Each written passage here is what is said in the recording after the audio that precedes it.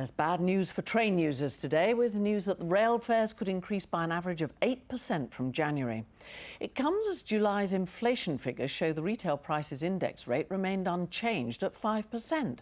Well, Jackie Kabler is at Birmingham's New Street station. Jackie, so why such a big increase in train fares? Well, Kay, these increases apply to the regulated fares such as season tickets and saver tickets, and how they calculate it is they add 3% to that retail prices index rate of inflation, which, as you said, is currently 5%. So 3 plus 5 equals that 8%. Now, that is an average.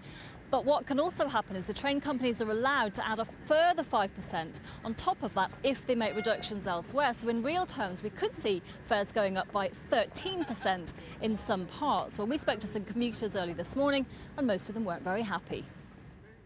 I think it's disgusting personally, for considering trains are late. It's a continual kick in the teeth.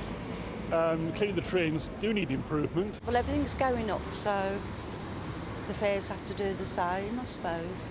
Very bad news, so I pay for an annual ticket, so it's going to go up a lot. It'll be okay till then, but after then it'll be too expensive.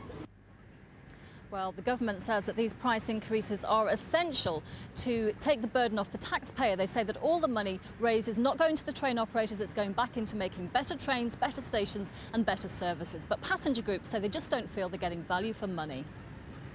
We want to see actual improvements in terms of journey times and, particularly overcrowding now. That's the big issue, really. We've seen massive investment on some lines, like the Birmingham to London line, but we're not sure that we get really what we paid for. Nobody wants to pay more to go to work, but there is no other choice. There is no other option.